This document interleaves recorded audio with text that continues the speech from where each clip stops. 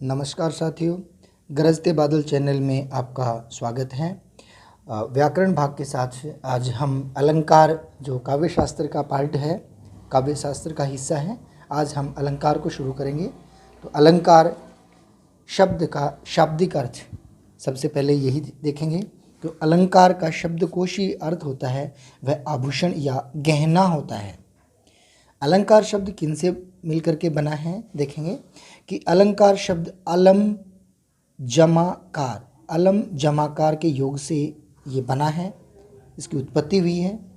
अलम का अर्थ होता है शोभा तथा कार का अर्थ होता है करने वाला, अर्थात शोभा करने वाला। अलम मतलब शोभा, कार मतलब करने वाला, इसका अर्थ यह हुआ शोभा करने वाला। इसको हम यूँ भी कह सकते हैं सुंदरता बढ़ाने वाला। अब अलंकार संप्रदाय का जो प्रवर्तक माना जाता है वह आचार्य भामह को माना जाता है। ये इम्पोर्टेंट प्रश्न है, फर्स्ट ग्रेड, सेकंड ग्रेड और जो था यूजीसी नेट की एग्ज़ाम के लिए महत्वपूर्ण प्रश्न है। तो अलंकार संप्रदाय के प्रवर्तक जो हैं आचार्य भामह माने जाते हैं। काव्य में अलंकारों की प्रतिष्ठा की विवेचना का श्रेय जो जाता है, माने काव्य में अलंकारों की प्रतिष्ठा विवेचना का जो श्रेय है वह कवि राज विश्वनाथ एवं पंडित जगन्नाथ जी को जाता है। अलंकार की परिभाषा जो है वो है अलग अलग विद्वानों ने अलग अलग अनुसार अपने अपने मतानुसार रखी है।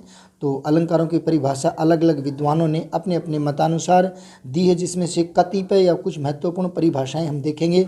जिसमें से सबसे पहले जो परिभाषा रखी है वह रखी आचार्य भामह, जो अलंकार जो संप्रदाय के प्रतिष्ठापक माने जाते हैं। तो उन्होंने बताया न कांतमपि निर्भूषम विभाति वनिता मुखम, ये आचार्य भामह ने रखी है। आचार्य केशवदास जो हैं उन्होंने भी अलंकार को परिभाषित किया। तो उन्होंने ये बताया कि यद्यपि सुजाति सुलक्षणी सुबरन सरस सुब्रत भूषण बिनु न विराजहि कविता बनिता मित्र। मैं अगर आप के सामने थोड़ा इसका विस्तृत रूप दे देता हूँ। यद्यपि श्रेष्ठ जाति की सुलक्षणों वाली, अच्छे बरन वाली, अच्छे रस वाली, अच्छे वृत्त वाली अगर है और ये चीज़ भी अगर है, माने कोई भी स्त्री हो या कविता हो वह है मतलब इन लक्षणों से युक्त है, तब भी भूषण बिनु न विराजें, तब भी आभूषण भूषण आभूषण के बिनु न विराजें ही कविता मतलब काव्य, बनिता मतलब स्त्री, मित्र मतलब दोनों को इसकी आवश्यकता होती है। आचार्य दंडी की ये परिभाषा है, ये सर्वमान्य परिभाषा है। तो ये ज़रूर आप देख लेंगे और ये नेट की एग्ज़ाम में पूछी जा चुकी है। तो यहाँ बता रहे काव्य शोभाकरान धर्मान अलंकारेन प्रचक्षते, ये जो आचार्य दंडी की परिभाषा, काव्य को सुशोभित करने वाले गुण धर्म जो हैं वो अलंकार कहलाते हैं। इन सभी परिभाषाओं के सार स्वरूप हम ये भी कह सकते हैं कि जिन शब्दों अथवा उनके अर्थ से काव्य की शोभा बढ़ती है उन्हें हम अलंकार कहते हैं। अब इसके इन परिभाषाओं के बाद जो है हम देखेंगे कि भाई कौन अलंकार के भेद कौन कौन से रहेंगे। अलंकार भेद जो है उसके रूप में हम यूँ कह दें कि अलंकारों को मुख्यतः दो रूपों में बांटा जाता है, शब्दालंकार और अर्थालंकार। कतिपय विद्वान कहते हैं, कुछ विद्वान जो हैं वो उभय अलंकार को भी मानते हैं। तो कहने का मतलब ये हुआ कि अलंकार मुख्य रूप से दो, शब्दालंकार अर्थालंकार, और कुछ विद्वान उभय अलंकार को भी मानते हैं। अब उभय अलंकार के लिए जो है हम यूँ कह दें कि चलो इनका एक एक करके व्याख्या ही कर लेते हैं। शब्दालंकार, जहाँ शब्द के कारण काव्य में चमत्कार आए, मानी जहाँ शब्द के कारण काव्य में चमत्कार आए, शब्दालंकार होता है। अगर इसका पर्याय रख दिया जाए तो इसका जो वह अर्थ नहीं रहता है, इसीलिए इनको शब्दालंकार कहा जाता है। माने पर्याय रखने पर उसका अर्थ समाप्त हो जाता है। इनमें से अगर देखें तो अनुप्रास अलंकार है, यमक अलंकार है, श्लेष अलंकार है, वक्रोक्ति अलंकार और पुनरुक्ति प्रकाशर, इसके अलावा और भी हैं, लेकिन ये हमारे पाठ्यक्रम के ज़्यादा नज़दीक हैं तो उन्हीं अलंकारों को हम यहाँ ले रहे हैं। दूसरा जो अलंकार का भेद है वह अर्थालंकार माना जाता है। अर्थालंकार के लिए ठीक वही है, अर्थ के कारण काव्य में चमत्कार आए, जहाँ अर्थ के कारण काव्य में चमत्कार आए अर्थालंकार कहलाता है। और इसमें रूपक है, उपमा है, उत्प्रेक्ष्य है, प्रतीप है, विभावना है, दृष्टांत है, विरोधाभास है, भ्रांतिमान है और मानवीकरण अलंकार है। तो इनके अलावा और भी हैं। अब बात आती है उभय अलंकार क्या है। तो उभय अलंकार को बहुत कम ही पढ़ाया जाता है, फिर भी हम यहाँ चर्चा जरूर करेंगे। जहाँ शब्द और अर्थ, जैसे उभय का मतलब दोनों होता है, तो मतलब शब्द और अर्थ दोनों के कारण काव्य में चमत्कार आए, उभय अलंकार कहलाता है। ये जो है बात एक विशेष ध्यान देने योग्य है यहाँ पर कि श्लेष अलंकार उभय अलंकार की श्रेणी में आता है। शब्द के आधार पर भी श्लेष के भेद होते हैं और अर्थ के आधार पर भी भेद होते हैं, इसलिए उभय अलंकार के रूप में हम श्लेष अलंकार को ले सकते हैं। और वैसे श्लेष अलंकार जो है वो हमने शब्द अलंकार में भी लिया था। तो हमने देखा कि अलंकार के मुख्यतः दो भेद होते हैं, शब्दालंकार और अर्थालंकार, और तीसरा कुछ विद्वान जो तीसरा भेद उभय अलंकार भी मानते हैं। अब एक बार इसके साथ साथ एक चर्चा हम करेंगे अलंकारों के लक्षणों की। तो अलंकार लक्षणों के बारे में देखें कि अलंकार के कौन कौन से लक्षण होते हैं। तो अलंकार एक तो सौंदर्य मूलक होते हैं, और दूसरा जो है अलंकार के बिना कथन हो चाहे उक्ति हो एक विधवा के समान लगती है। अगर अलंकार हम नहीं डालते हैं तो वह कथन जो है एक विधवा के समान होता है। और जो है अलंकार काव्य का एक सहायक तत्व के रूप में भी जाना जाता है। अलंकार काव्य का शोभादायक धर्म है। तो ये थे अलंकारों के कुछ लक्षण।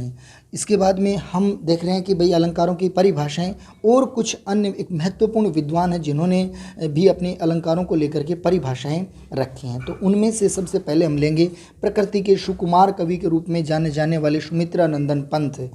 इन्होंने भी अलंकार को परिभाषित किया है। तो उनके शब्दों में अलंकार केवल वाणी की सजावट के लिए ही नहीं है, वाणी की सजावट के लिए ही नहीं है, वे भाव की अभिव्यक्ति के प्रवेश द्वार हैं। भावों की अभिव्यक्ति के प्रवेश द्वार किसने कहा, ऐसा प्रश्न आता है। तो अलंकारों को भावों की अभिव्यक्ति का प्रवेश द्वार किसने कहा, तो आपके सामने उत्तर रहेगा कि सुमित्रानंदन पंत ने। भाषा की पुष्टि के लिए, राग की परिपूर्णता के लिए, राग की परिपूर्णता के लिए आवश्यक उपादान है। वस्तुतः काव्य शरीर को सजाने के लिए अलंकार रूपी गहनों का प्रयोग किया जाता है। ये परिभाषा सुमित्रानंदन पंत के द्वारा दी हुई है। डॉक्टर राम कुमार वर्मा हिंदी साहित्य के प्रमुख आलोचकों में से गिने जाते हैं। तो इनमें से इन्होंने अलंकार को परिभाषित किया, अलंकारों के प्रयोग से भाषा और भावों की नग्नता दूर होकर उसमें सौंदर्य एवं सुषमा की सृष्टि करता है। ये भी फर्स्ट ग्रेड और जो है नेट के एग्ज़ाम के लिए महत्वपूर्ण प्रश्न है कि अलंकारों के प्रयोग से भाषा और भावों की नग्नता दूर होकर उसमें सौंदर्य और सुषमा की सृष्टि होती है। ये किसने कहा है, तो ये आचार्य राम कुमार वर्मा ने बोला। आचार्य रामचंद्र शुक्ल ने भी अलंकारों को परिभाषित किया और क्या कहा, भावों का उत्कर्ष दिखाने एवं वस्तुओं के रूप गुण क्रिया का अधिक तीव्रता के साथ अनुभव कराने में सहायक उक्ति को हम अलंकार कहते हैं। ये जो है आचार्य रामचंद्र शुक्ल ने कहा। अब बात ये आई कि अलंकार जो है उनमें से प्रमुख अलंकारों को हम एक एक करके परिभाषित भी करेंगे और उनका अध्ययन करेंगे। तो सबसे पहले हम अलंकार लेंगे अनुप्रास अलंकार। सबसे पहला अलंकार हम लेते हैं अनुप्रास अलंकार। तो अनुप्रास के लिए देखा कि हिंदी शब्दकोश के अनुसार अनु का मतलब क्या होता है, वर्णनीय रस के अनुकूल। प्रय का मतलब होता है निकटता, और आस का मतलब होता है बार बार रखा जाना। अर्थात अब इसका देखेंगे अनुप्रास का मतलब क्या, अर्थात एक ही वर्ण की आवृत्ति बार बार आए उसे अनुप्रास कहा जाता है। ये अनुप्रास शब्द का शाब्दिक अर्थ शब्दकोश के अनुरूप हुआ और उसी के अनुरूप इसकी परिभाषा है। अब देखेंगे इसकी परिभाषा क्या है कि जब किसी पद मतलब काव्य में वर्णनीय रस की अनुकूलता के अनुसार एक या अनेक बार वर्ण जो है बार बार समीपता से आते हैं या रखे जाते हैं, उन्हें अनुप्रास अलंकार कहा जाता है। एक बार पुनः मैं इस परिभाषा को जरूर बोलूँगा ताकि अच्छी तरह से क्लियर हो जाए। जब किसी पद मतलब काव्य में वर्णनीय रस की अनुकूलता के अनुसार एक या अनेक वर्ण बार बार समीपता से आते हैं या रखे जाते हैं तो वहाँ अनुप्रास अलंकार होता है। अब जैसे हम देखेंगे, भगवान भक्तों की भयंकर बुरी भीति भगाइए। तो इसमें हम देखेंगे कि भगवान में भय, भक्तों में भय, भयंकर में भय और भूरी में भय, भीति में भय, भगाइए में भय। तो मतलब क्या आया कि इसमें भय वर्ण की आवृत्ति हुई है। तो बार बार किसी वर्ण का आना जो है वह अनुप्रास अलंकार की पहचान है, अनुप्रास अलंकार में आता है। अब बात करेंगे अनुप्रास अलंकार के भेद कितने होते हैं। तो बहुत से विद्वान जो हैं अनुप्रास अलंकार के 4 भेद मानते हैं, लेकिन हम यहाँ पर 5 भेद इसके पढ़ेंगे। पहला जो भेद है अनुप्रास का, छेक अनुप्रास है, और छेक शब्द का शाब्दिक अर्थ होता है वह चतुर होता है। छेक शब्द का शाब्दिक अर्थ जो है चतुर होता है, और ये जो अलंकार है यह चतुर मनुष्यों का प्रिय अलंकार माना जाता है। तो ये महत्वपूर्ण तथ्य है कि चतुर लोगों का प्रिय अलंकार कौन सा है। तो चतुर लोगों का छेक अनुप्रास अलंकार प्रिय अलंकार है। अब देखते हैं इनको। जहाँ एक अथवा अनेक वर्णों की केवल एक बार आवृत्ति हो वह छेकानुप्रास अलंकार होगा या कहलाता है। जब किसी पद में, इसको थोड़ा और सरल करके देखते हैं, जब किसी पद में किसी वर्ण का 2 बार प्रयोग एक बार ही आवृत्ति होती है वहाँ छेकानुप्रास अलंकार होता है। अब जैसे देखेंगे, कानन कठिन भयंकर भारी घोर घाम हिम बार बिहारी। अब यहाँ देखेंगे कि कै भय घै घै और बै, मतलब एक ही वर्ण की 2 बार आवृत्ति जो होगी वह छेकानुप्रास अलंकार में होगी। छेक का अर्थ होता है चतुर, और ये चतुर मनुष्यों का अलंकार माना जाता है। आइए दूसरा अलंकार देखते हैं। अनुप्रास का दूसरा उपभेद देखते हैं, वृत्त्यानुप्रास अलंकार। तो वृत्त्यानुप्रास अलंकार की परिभाषा, जब किसी पद में एक या अनेक वर्णों की एक से अधिक बार आवृत्ति होती, एक से अधिक बार, उसमें 2, छेकानुप्रास में 2 बार थी, वृत्त्यानुप्रास में एक से अधिक बार, 2 से अधिक बार आवृत्ति होती है, वहाँ वृत्त्यानुप्रास अलंकार माना जाता है। एक बार पुनः इसको देखेंगे। जब किसी पद में एक या अनेक वर्णों की एक से अधिक बार आवृत्ति हो, माने 2 से अधिक बार आवृत्ति होती, वहाँ वृत्त्यानुप्रास अलंकार माना जाता है। अब देखते हैं, साथी स्वपन संसार सजाता है। तो यहाँ देखा से, तो से मतलब से वर्ण की एक से अधिक बार, 2 से अधिक बार आवृत्ति भी है, तो वृत्त्यानुप्रास अलंकार हुआ। अगला एक उदाहरण देखते हैं, रंजन भय भंजन गर्भ गंजन अंजन नयन मानस भंजन करत जन होत निरंजन एन। तो यहाँ आप स्वयं ही देख पा रहे होंगे कि जो है रंजन भय भंजन भय गे, मतलब इस तरह से आप देख पा रहे हो कि कई वर्णों की आवृत्ति एक साथ दिखाई दे रही है। अगला जो है तीसरा जो अलंकार है अनुप्रास का उपभेद है श्रुत्यानुप्रास अलंकार। तो श्रुत्यानुप्रास अलंकार में क्या बताया कि मुख के एक ही स्थान से उच्चारित होने वाले वर्णों की जहाँ आवृत्ति हो, मतलब जैसे वर्णों को हमने विभाजित कर रखा है, जैसे कंठे हैं और उसके बाद में देखा तालव्य मूर्धन्य दंते, इस तरह से जो वर्णों का हमने विभाजन कर रखा है उच्चारण अवयव के अनुसार।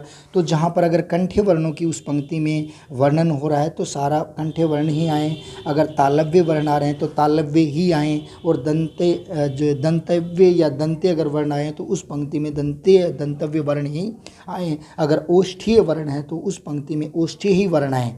तो इस तरह से ये कहना चाह रहे हैं, देखिएगा मुख के एक ही स्थान से उच्चारित होने वाले वर्णों की जहाँ आवृत्ति होगी तो वो श्रुत्यानुप्रास अलंकार होगा। अब और देखते हैं, जब किसी पद में एक ही उच्चारण स्थल वाले वर्णों की बार बार आवृत्ति होती है तो वहाँ श्रुत्यानुप्रास अलंकार माना जाता है। और यह अनुप्रास जो था सहृदय काव्य रसिकों को सुनने में अत्यंत प्रिय लगता है, अतः इसे श्रुत्यानुप्रास अलंकार कहा जाता है। तो सहृदय जो काव्य प्रेमी हैं उनको सुनने में कौन सा अलंकार सबसे ज़्यादा प्रिय लगता है, तो श्रुत्यानुप्रास अलंकार सबसे प्रिय लगता है। अब देखेंगे इसका उदाहरण। तो उदाहरण हम देख रहे हैं कि दिनात था वे दिन नाथ डूबते।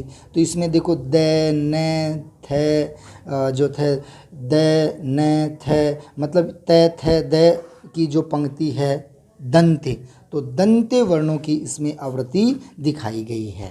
तो अतः ये श्रुत्यानुप्रास अलंकार हुआ। और श्रुत्यानुप्रास अलंकार में हमने क्या देखा कि उच्चारण स्थल के एक ही अवयव से, एक ही जगह से जहाँ से बोले जाते हैं उन्हीं वर्णों की आवृत्ति होनी चाहिए। दूसरा जो उदाहरण है वो है तुलसीदास सहित निसी दिन देखत तुम्हारी निठुराई। तो ठीक उसी प्रकार से इसमें भी जो है तय से जो है न द तय इन वर्णों की आवृत्ति। तो मतलब क्या है कि दंते वर्णों की आवृत्ति यहाँ दिखाई दे रही है। तो अतः स्पष्ट रूप से हम कह सकते हैं कि यहाँ जो है वो श्रुत्यानुप्रास अलंकार होगा। और अगला और चौथा जो है वो हम देखेंगे कि लाटानुप्रास अलंकार। तो लाटानुप्रास की परिभाषा जहाँ किसी वाक्य में शब्दों या वाक्यों की आवृत्ति हो और अर्थ में कोई अंतर न हो, अर्थ में कोई अंतर न हो, लेकिन अन्वय मतलब भेद, अन्वय मतलब भेद करने पर अर्थ बदल जाए, वहाँ लाटानुप्रास अलंकार होगा। मतलब शब्द सारे एक जैसे दिखाई देंगे, कोई अंतर दिखाई नहीं देगा, लेकिन जब हम उसका अन्वय करेंगे तब उसका अर्थ बदल जाएगा। तो इसका उदाहरण है जैसे पूत सपूत तो क्यों धन संचय, पूत कपूत तो क्यों धन संचय। और इसकी जगह यूँ भी आ जाता है पूत सपूत तो का धन संचय, पूत सपूत तो का धन संचय। तो का भी आता है इसका।